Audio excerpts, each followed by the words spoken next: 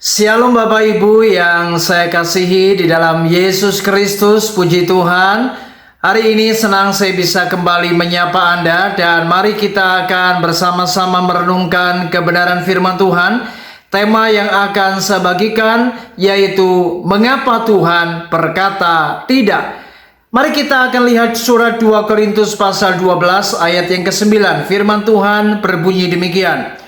Tetapi jawab Tuhan kepadaku, cukuplah kasih karuniaku bagimu, sebab justru dalam kelemahan lah kuasaku menjadi sempurna. Sebab itu terlebih suka aku bermegah atas kelemahanku, supaya kuasa Kristus turun menaungi aku.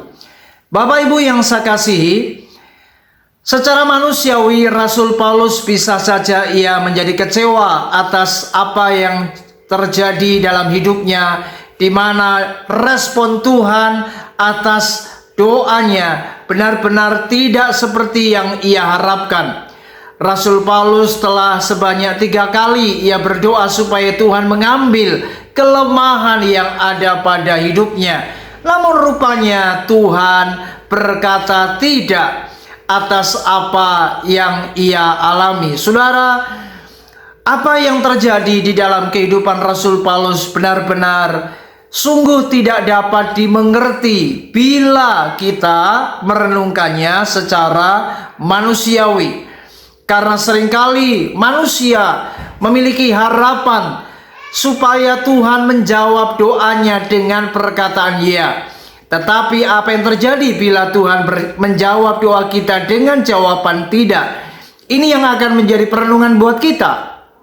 Bukankah ada kalanya kita berdoa ketika kita mengalami apa yang namanya kelemahan dalam hidup ini, yaitu berbagai macam masalah, kesulitan, tantangan yang kita hadapi. Namun rupanya ketika kita mungkin sedang di dalam keadaan sakit penyakit, mungkin kita sedang di dalam keadaan Anda gagal, Anda dihianati oleh pacar Anda atau kekasih Anda, dan mungkin Tuhan menjawab dengan perkataan yang tidak sesuai dengan harapan kita. Saudara, ini benar-benar tidak dapat kita pahami secara manusia.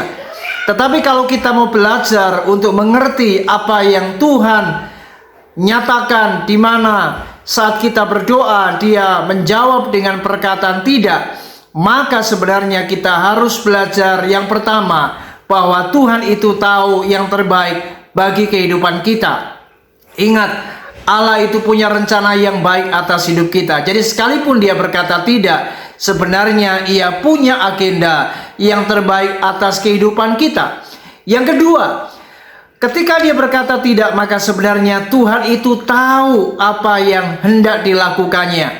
Dan itu sebabnya saya yakin dan percaya di tengah keadaan apapun yang kita alami, Dia adalah Allah yang sangat tahu apa yang terjadi dalam hidup kita. Dan Dia pasti tahu untuk melakukan apa yang terbaik, dan Dia tahu bagaimana cara menyelesaikan masalah yang kita hadapi. Oleh sebab itu, mari jangan pernah kita kecewa dengan Tuhan, jangan pernah kita marah dengan Tuhan, tapi belajar pahamilah apa yang menjadi maksud dan tujuan Tuhan, apa yang menjadi kehendak Allah ketika Ia berkata tidak atas setiap doa kita. Tuhan Yesus memberkati. Puji Tuhan. Shalom.